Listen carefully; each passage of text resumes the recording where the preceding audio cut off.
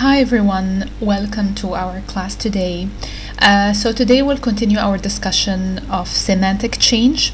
So in a previous video, we discussed the first type of semantic change, which is semantic extension. Now today in this video, we'll continue our discussion of the three remaining types, which are semantic reduction, semantic elevations, and semantic degradations. So we'll start with semantic reduction. So what does semantic reduction refer to?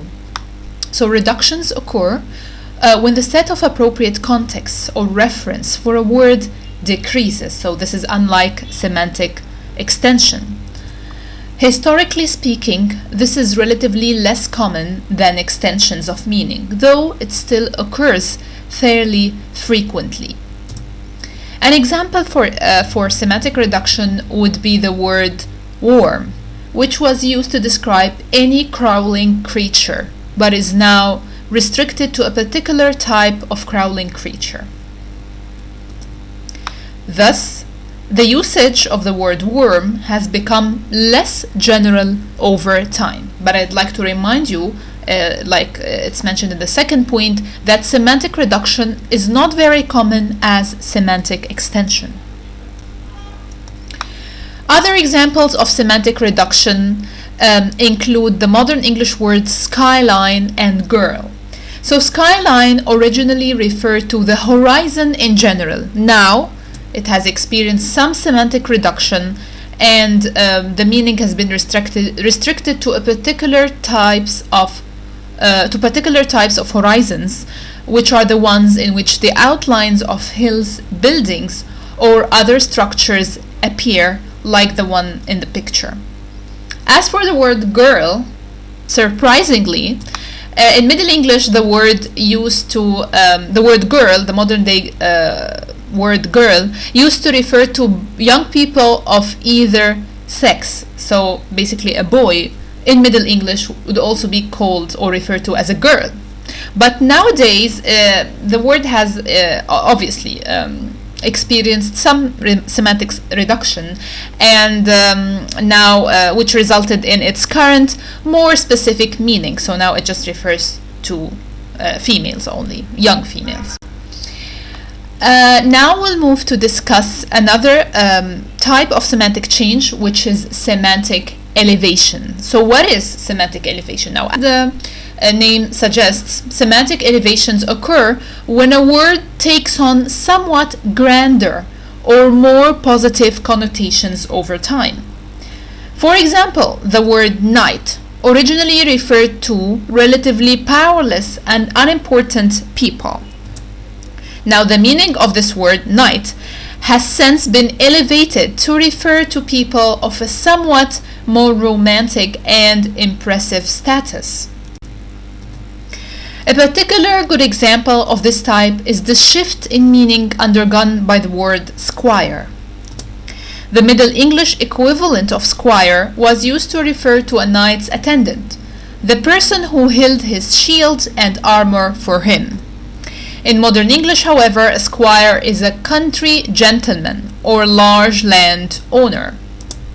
Thus, the meaning of squire has changed rather drastically over time, acquiring a socially more positive meaning. Now, can you think of any examples in your native language for semantic elevation? Now we'll move to discuss the final type of semantic change, which is semantic degradation. As the name suggests, semantic degradations are the opposite of semantic elevations, since they occur when a word acquires a more pejorative meaning over time.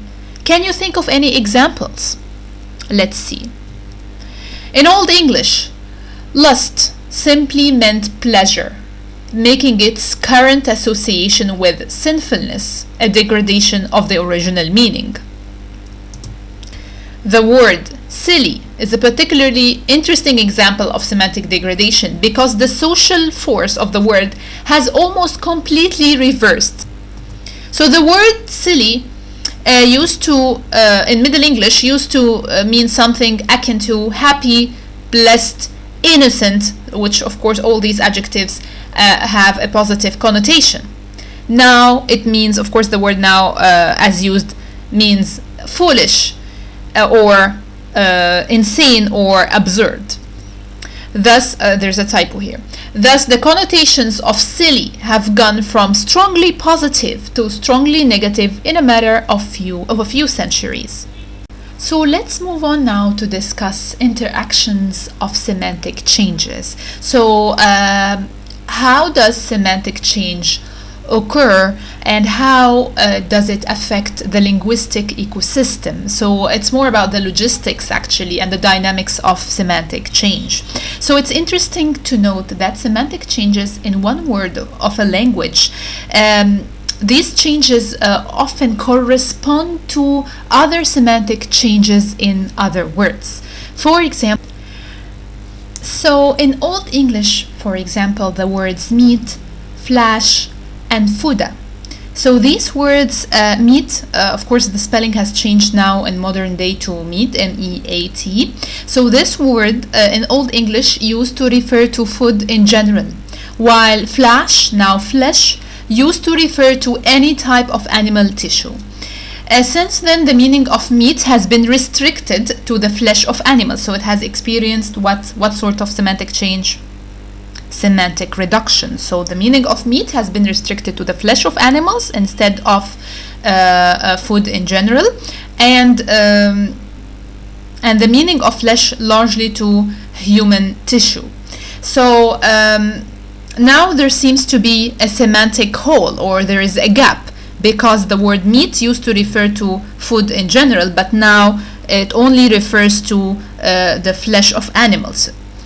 So we have another change in the word fuda, which was the Old English word for animal fodder, became in modern day English food, F-O-O-D.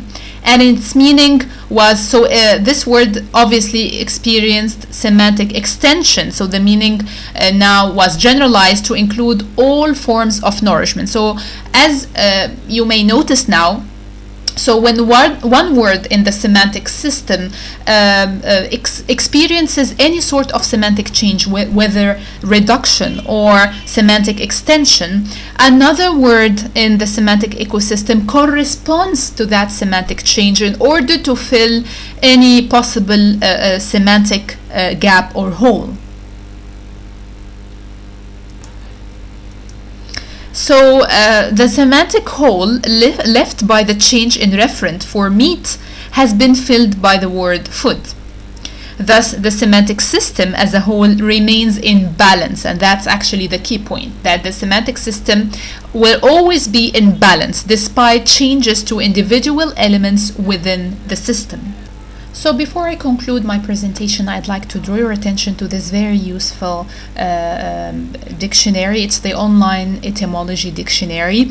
This dictionary will be of great help if you would like to trace the semantic change of any word, because it obviously, as the name suggests, it gives information about the etymology of the word. So I advise you to go today and check this dictionary and maybe look up any word and check and trace the semantic change of any word of your choice, just to go ahead and get used to this dictionary, because you will need it for some of the assignments that I will be sharing with you later. So in a previous video and in this video we discussed 4 different types of semantic change.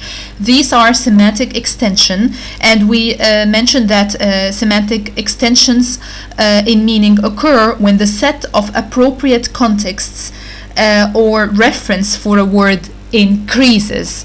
So basically the meaning of a word is generalized. It becomes more generalized.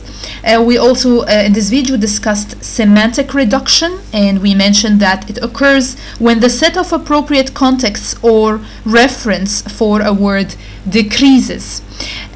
We also discussed semantic elevation, and we mentioned that it occurs when a word takes on somewhat grander or more positive connotations over time, and we gave the word knight and squire as examples. And last but not least, we discussed semantic reduction, semantic degradations, and we mentioned that semantic degradations occur when a word acquires a more pejorative meaning over time, and we mentioned the word silly, for example, which used to mean happy or innocent, but now means insane and stupid. So these are the references for today's class. Thanks a lot for watching. I'll see you in the next video. Have a nice day. Bye.